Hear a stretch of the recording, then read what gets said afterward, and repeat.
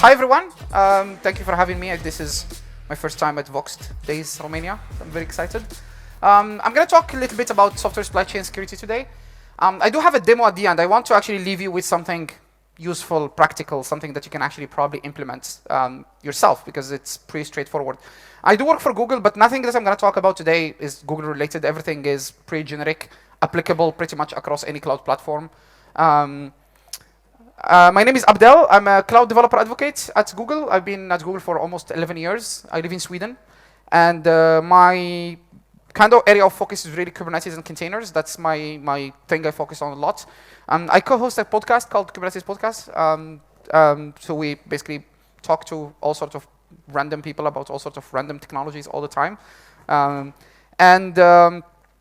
Today's talk is about software supply chain security, right? Or how do you secure your software supply chain? And before I get started, software supply chain security is probably the worst name to pronounce in front of developers, because it's just a fluff, marketing-y term, the buzzy term that doesn't mean anything. It was created by some marketing people because some company had a product that they wanted to sell and they had to create a word for it. So from now until the end of the world, whenever I don't want to restart Chrome, whenever somebody says software supply chain security, it literally means supply chain is CI/CD, right? Very simple. It's the way you get software from where you develop it to where you need it, right? That's CI/CD for most of us. And software supply chain, so the CI/CD for software, security is how do we secure this thing. That's pretty much it, right? So whenever somebody sells software supply chain security, think of securing your CI/CD, right? Got it? Good, nice. So why do we care about this? Why is this important? Well, it's because the way you all build software today is basically based on this idea that you take a bunch of dependencies from the internet, you write software according to your company's or your business needs, you put these things together, you build, and you ship software, right? What probably a lot of people don't realize is that even your dependencies are probably built the same way, right? Even your dependencies have their own supply chain. They have their own CI/CD. They have their own way of getting code from somebody's laptop to an artifact store somewhere, or to Docker Hub, or to wherever you download your artifacts from, right? And the reason why this is important and potentially problematic is because there have been a lot of examples in the last few years of people trying to hack the supply chain by trying to hack dependencies or trying to inject vulnerabilities in dependencies. I'm going to spend a bunch of time actually giving very precise examples, so bear with me. You all know Log4j, right? Okay, that's a good one. How many people here heard about SolarWinds? 2 people. Okay. So for those of you who didn't, SolarWinds is a company that sells software, which is monitoring software. And one of their customers is a company called Continental Pipeline, which is a company that supplies the east coast of America with oil. Last year, or the year before, they were hacked with a supply chain type problem. So they actually had downloaded a Node.js dependency, which had a vulnerability. It got into their system. It had a crypto mining. It started crypto mining in their servers, and they got locked out of their servers. This probably was a very good example of actually software hacking having real-world examples. In the past, hacking and security problems were kind of restricted to software. So you have a bunch of bad people trying to do bad things, you have a bunch of good people trying to do good things, and they just battle off on the internet, and no one cares, right? And if really something becomes so important, it probably makes it to the news. You would see it at the news at 8 p.m. when you're having dinner, and then no one talks about it, right? But now it's actually becoming such a problem that it has real-world consequences. So the SolarWinds hack 2 years ago created such a huge issue that people had to queue for 2 hours to get gas at gas stations in the East Coast in the US, because people were scared there would be no more gas, right? Because they heard about it. And I'm going to give you a couple more examples, very specific examples. So in Sweden, we have a supermarket called Coop. It's a supermarket chain. They have about 700 stores around the country. And 2022, at the end of 2022, they had to close their stores for minimum 24 hours. Some stores were closed for up to a week. What happened? So Coop, which is the supermarket, they outsourced the management of their self-service checkouts, you know, the little booth where you scan your own articles and pay. They outsourced that to a company. That company used a software called Kaseya. So Kaseya is an IT management software thingy. Kaseya was infected with the vulnerability. So somebody at that company downloaded some binary from the internet, created a patch, distributed that software to their customers. One of their customers is the middle company. And that company installed that patch on Kube's servers. And for 2 months, they basically had a backdoor that was leaking a bunch of data to a remote server.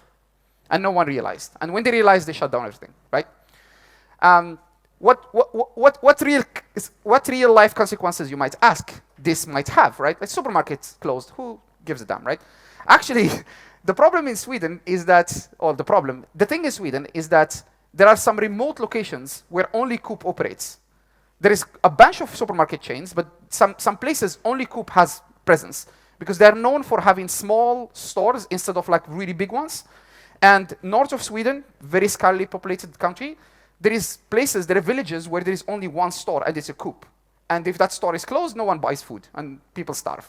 Hopefully not, but you get the idea, right? So real life consequences. Probably the early example of supply chain type attacks impacting people is, how many here uses Homebrew?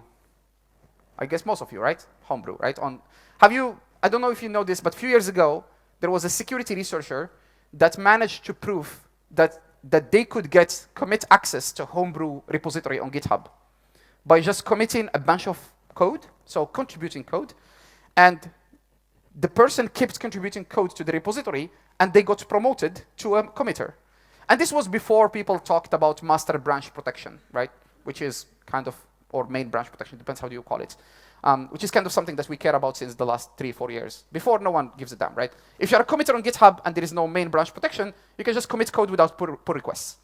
And this researcher was trying actually to prove the point that if you're not very careful in the open source space, you might just give access or permissions to a random person, and that person can commit whatever code they want. And if there is no pull requests or there is no code reviews, well, they can just commit a hack, like a backdoor. And that backdoor is in Homebrew, which is every single developer on Mac uses, right? So again, real life consequences. Stuff that are used to be limited to the internet, bad people, good people, now your grandma have to care, right? I will give you one last example before I move on. And this example, you probably heard about it. There is a company in Denmark called Maersk. It's a really big freight company. They ship containers around the world. They're very popular. They do about 1/5 of the world freight. So look, 1/5 of the whole world containers are moved by Maersk. And there is an article on this. There is a newspaper called The Verge. There is an article on The Verge from 2019 where a journalist interviewed anonymously a bunch of people from Maersk because Maersk was infected by a supply chain problem and they were down for 2 weeks. They shut down their entire system. And it all started by somebody hacking into a server in Ukraine, injecting a worm, and that worm made it into somebody's laptop inside the company. And because they have a flat network, that worm kind of spread across the entire network, locked them out of their computers. They were down for 2 weeks. So a bunch of things happened, including containers not being able to move. And for you as a user, that basically means your Amazon order was probably delayed, right? I don't know if you have Amazon Romania, but like you get the point. So again, stuff happens, real life consequences, right? And this is all because we are all not really conscious about, by all, I mean me and everybody in this room. I'm including you in this. Everybody's not conscious about what we're doing. Like we just assume that open source is safe, it's secure, we download a bunch of dependencies, and we trust actually that the binary is coming from somewhere. So I know that a lot of people will be looking at me right now calling me bullshit. I will give you a very good example. When was the last time you downloaded the command line tool, right? And next to that command line tool, there is a file called SHA-256, right? And what you're supposed to do is you're supposed to download the tool, download the file, verify the signature of the tool that it matches the file. When was the last time somebody did that? Okay, you're proving my point. Thank you. I can finish. I'm just kidding. Okay, so supply chain is essentially CI/CD, as I said, could be hacked in many ways. You could start with vulnerable code source, vulnerable dependencies. You could have a compromised build system. How many here uses Circle CI or know what Circle CI is? You don't know what Circle CI? Oh, one person in the back of the room. Thank you. 2 people, 3 people. Okay, Circle CI is a CI tool. It's a managed CI. They were hacked 2 weeks ago, 2 years ago, 2022, over Christmas. They actually leaked their own AWS keys, not their customer AWS keys, their own. The AWS keys for their own infrastructure was on the internet, loose, wild, in the wild. And they realized that, and then it took them 2 weeks, of course, because, Christmas, people are, busy consuming ham and drinking wine. And then they just came back and they were like, oh, sorry, people, we leaked your keys, please rotate them. So, company that you trust, you use their tool, they screw up, you end up being hurt, right? And I think that we can all agree in this room that the last thing you want to do is coming up on a Monday to work, opening your laptop, and receiving an email from your cloud provider that says, please rotate your keys, right? That's the last thing you want to do. So, compromised packaging system. This actually compromised packaging system. We did an episode on the podcast with somebody who is a pen tester for Kubernetes. So there is a guy in Sweden, and he does pen testing. Just they get hired by a company, they do pen testing, and they move on. And so they did a case which was super interesting. So what was it? There is a company in Sweden that makes a software for authentication, right? Authentication with social media, with your social security number, with all that stuff. They sell that software as a container. So the customers that use that software, they just buy a container, right? They set it up, they build their own application, and they integrate the application with that container. It's an API. Straightforward, right? This person, his name is Jesper. So Jesper got commissioned by a bank to do pen testing on Azure. The bank uses that software. So they got in, they started playing around, they figured out that in that software, there was an input which was not filtered, and they basically dropped a shell in that input, and then got a reverse shell into the container. And then from there, they managed to move to another container, and they managed to take all of Azure infrastructure of that bank, right?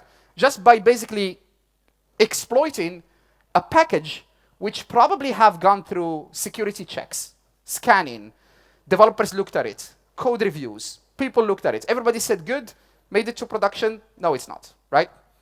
So the point of this long introduction is just to say there is so many ways things can, and I'm sorry for the word, get fucked up.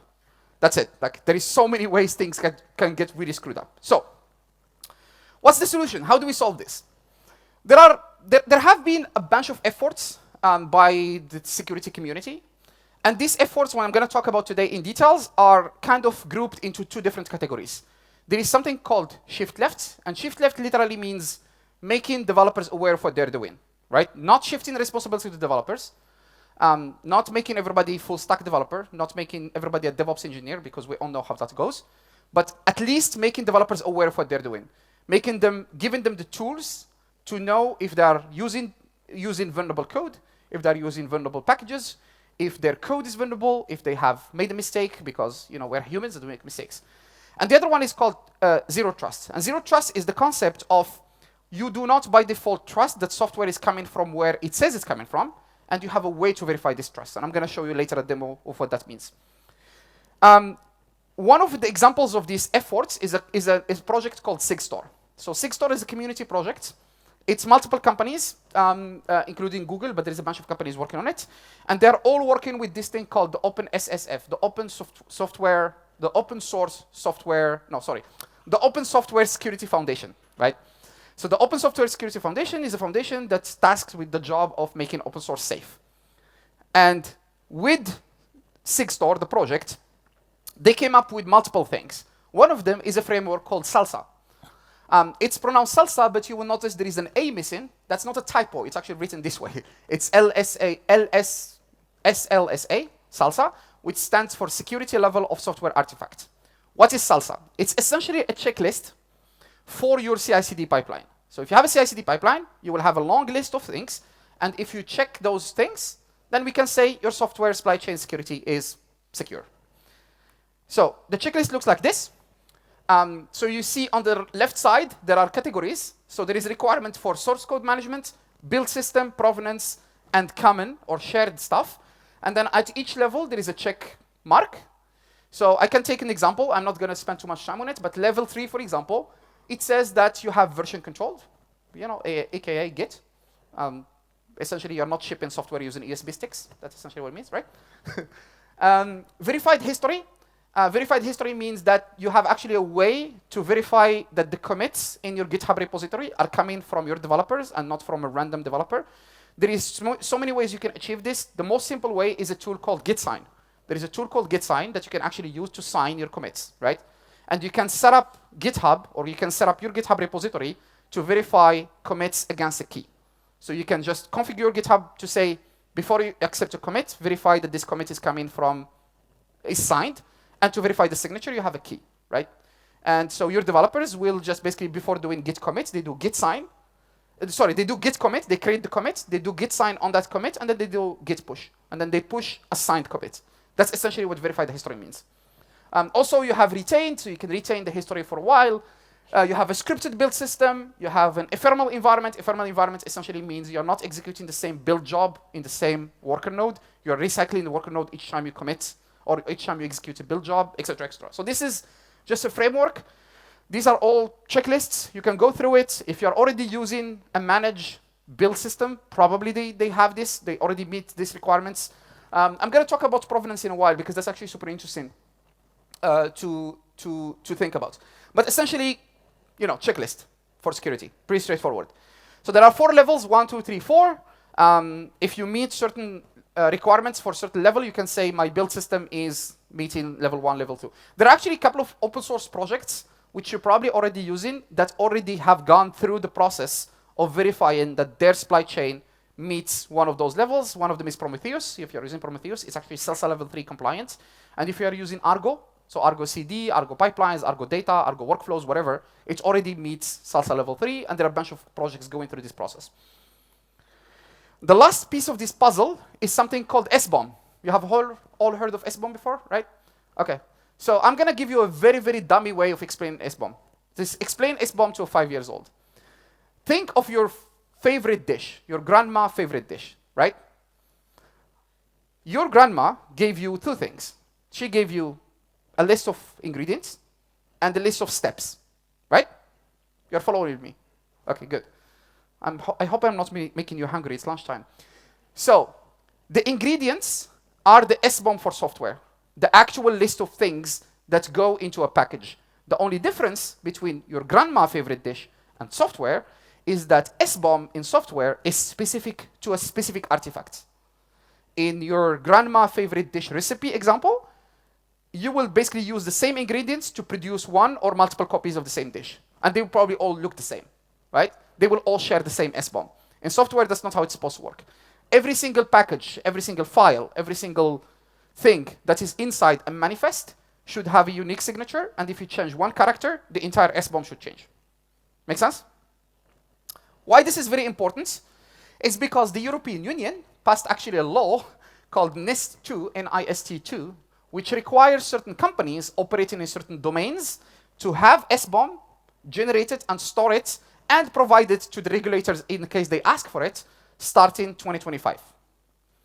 What kind of companies you might ask? Healthcare, finance, energy, a bunch of other companies, right? So very soon you will have to care. That's all I'm saying, right? Very soon this is going to be your old problem, except if you live in the US, which they don't seem to care too much. But anyway, this is essentially GDPR for software.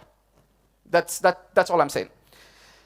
So SBOM can be generated and stored into different formats. It's a Cyclone DX or SPDX. I'll show you an example later. It's literally just a file that has an extension, and then in the file you have the list of the dependencies, and for each dependency a bunch of information like unique signature, blah, blah. Sometimes you might even have the GitHub repository where that dependency came from, etc., etc. Right? Make sense? Okay. So putting these things together, SBOM is software bill of material. It's a way to verify the provenance of certain packages. And SLSA is a way to secure the entire pipeline from A to Z, from where you download your software to where you use it. You put these things together, that's essentially the 2 basic ingredients of a secure supply chain. I'm going to show you a very good example, or very quick example. How many people here are, I assume everybody knows what container is, right? Okay, good. I shouldn't have to ask this question, but anyway. So let me show you an example of how this works. How many people here knows what Kubernetes is or uses Kubernetes? Few people. Okay, good, good. Okay. Even if you don't, it's fine. No. Sorry about that. Hopefully, I'm not gonna show you my password. Yeah, I am not gonna show it to you. So I'm gonna log in there, and there is a code that will show up. Just assume you didn't see it. Okay, you're not supposed to see this code. You know, man in black with the little laser, just pew. Okay, didn't see it. Good. Okay, moving on. So let me do this, and then I will do that, and I have basically a very basic Docker file here. It's just a Go app, very basic. I'm not gonna show you. It doesn't matter what the app does. What matters is the actual process. So I'm gonna go ahead and build this application. And while I am building it, I'll explain what I'm trying to achieve here. Sorry about that. So I'm just gonna build an app, pretty basic. If you know Kubernetes, you know that there is one thing Kubernetes is really good at doing is running shit, right? You tell Kubernetes, run this thing for me, and it will run it. This is good and bad at the same time. It's good because it makes things easier, but it's bad because Kubernetes, by default, as long as it can download the image, it will run it. It doesn't really matter where that image comes from, right? You could literally go, hey, Kubernetes, run hacker.com/myhack image, and it will run it, right? And if you have used Kubernetes, you have all done this before by just downloading random stuff from Docker Hub and running it, right? Everybody have done that? Okay, this stays in this room. I'm not gonna tell anybody. But, so I have my container image. I'm gonna tag it. If you have done containers before, you know what I'm doing right now. So basically randomly tagging a container image with a tag. So I'm using two tags, one called unsigned and one called signed. It's just to illustrate the example. I'm gonna take the unsigned image and just push it somewhere. I am a clever developer because I'm actually not using GitHub, Docker Hub. I am using my own repository. But I am pushing a random image to it, right? Like I build the image. This basically is done on my laptop, but it could be done on anybody's laptop. Build an image, push it to a container registry, and then I'm just gonna go ahead and deploy it. So if you have used Kubernetes before, you know what I'm doing. If not, basically this line here, it just tells my cluster, create something called a deployment. I am calling it unsigned, and then there is an image, and the image is there. Boom, this should just work, hopefully. Okay, no, it doesn't because it's already exists, so I have to delete it first. Good, and then I'll do this, boom. Okay, good. So if I do this, I have an image running there, right? What can go wrong? Well, a lot of things. It's an image I built on my laptop, and I pushed it to a remote repository, and then I built it. It could be anything. I could do this. Look, I could do kubectl create nginx -- image nginx. What this will do, it will download nginx from Docker Hub. And you didn't see anything. Okay, it works. Good. So I just downloaded nginx, right? Good, great. Maybe you will do this and then go for lunch and not think about it. That's actually bad because I just downloaded random stuff from the internet. I shouldn't do that. So how do we solve this? Well, luckily, these people at sigstore, they built a tool called cosign. So what I'm doing now, I'm pushing my signed image, which I'm gonna sign, and I'm gonna take this command here, copy it, and then I'll explain to you what it does. Just 1 second. Here, boom. So what I'm doing is I am running a command line called cosign. So cosign is a command line that can be used to sign and verify the signature of images, right? Container images. Any container image, as long as it's OCI. OCI is Open Container Initiative, which is the actual standards that all container tools build toward. Whether you're using Docker, Podman, Callman, whatever other woman, it doesn't matter. They all build as OCI image. So OCI is a standard that Docker, Google, a bunch of other companies worked on to say, okay, we're all gonna stick to this standard. Cosign supports this standard. So the way it works is that you can sign a container image, and all you have to provide is a key. Do you see the second line where it says -- key? That's a key. That key in my particular example, is coming from Google Cloud KMS, the key management system we have on Google Cloud. It could be AWS, it could be Azure, it could be your own key, it doesn't matter. Cosign is agnostic. It works with any key management system. So, yes, I know why. No, I don't. What? Yeah, I know why. Give me a second.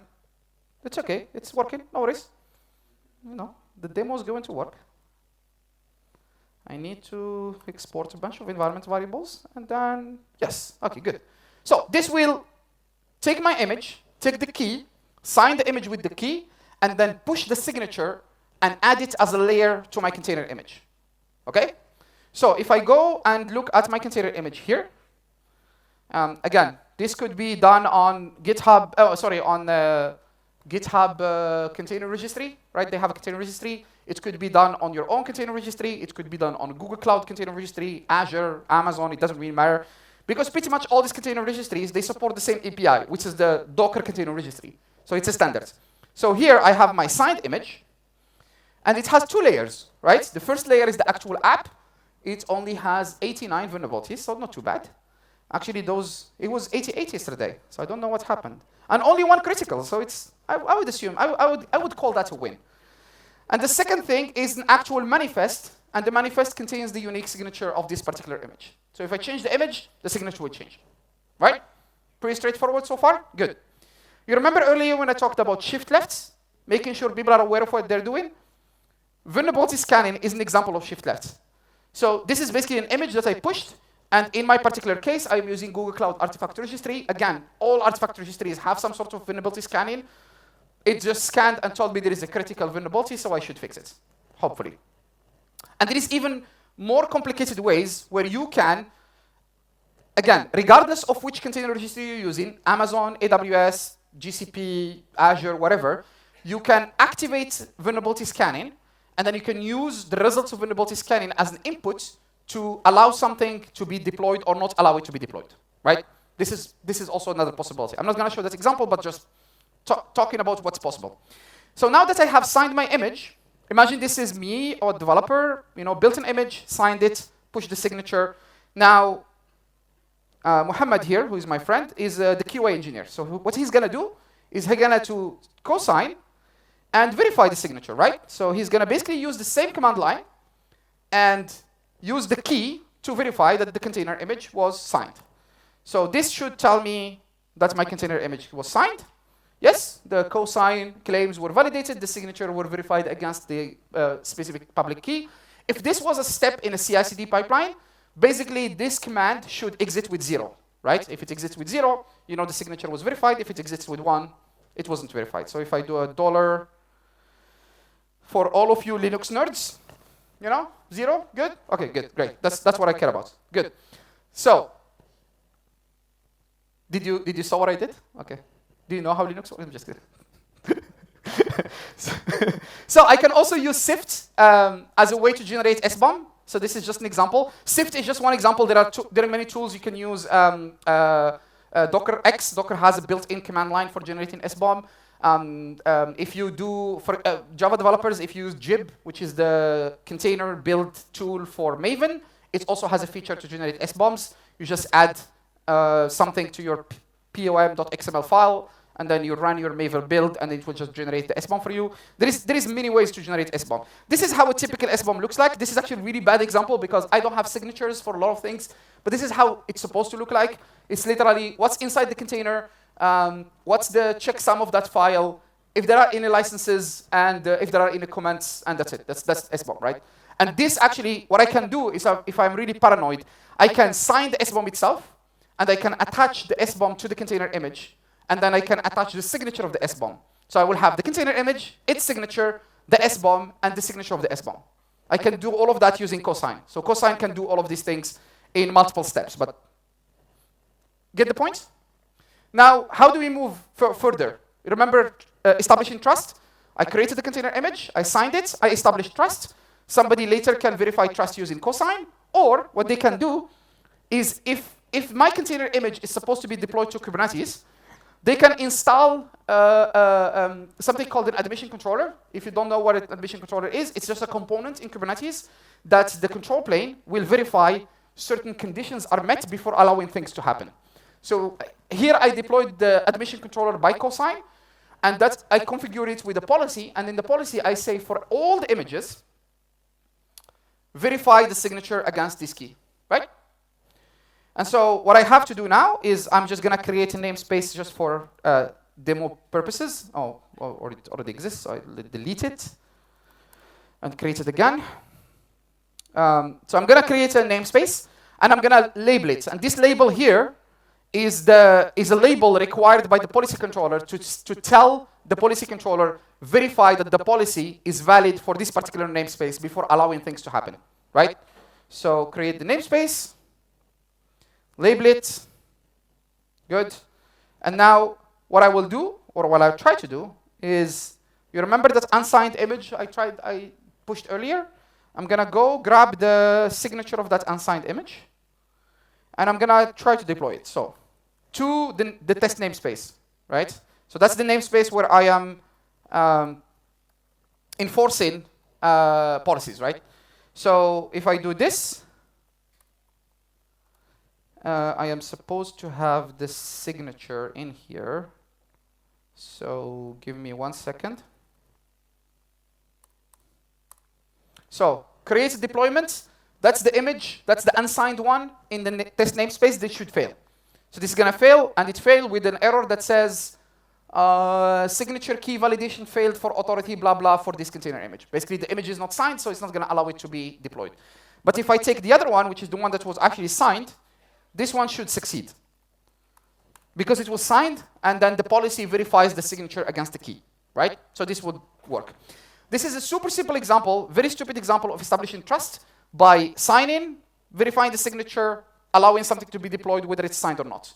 You can do more sophisticated things. Like, for example, you can take, as I said earlier, the vulnerability scanning results and use that as an input to tell the policy controller whether to allow something to be deployed or not.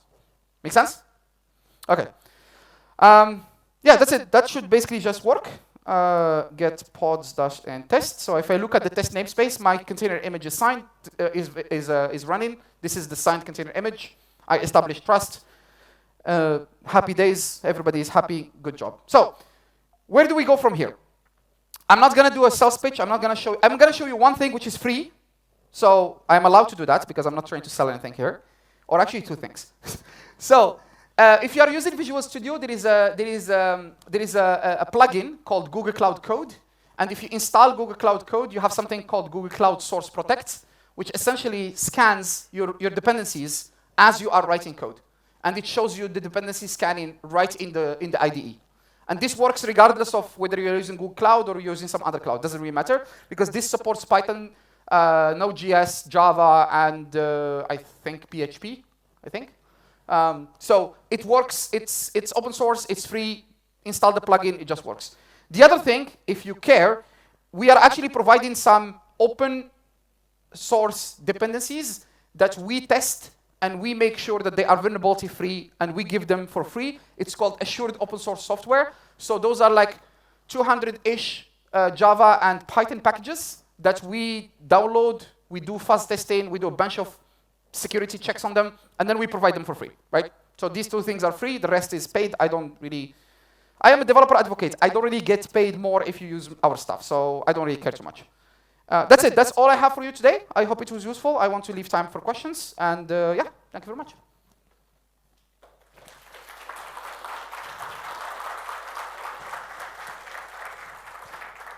I should remove this QR code. It was from a different conference, and each time I go, I show it, and then I end up with feedback going to the wrong form. Do not submit feedback here. Tell it to me. If this was terrible, don't. But if I'm just kidding. Questions? I'm just gonna grab some water. Okay, so either you all understand everything I said, or you have no fucking idea what I was talking about for the last 45 minutes. So yeah, I hope you learned something, and yeah, cosign. Go do cosign.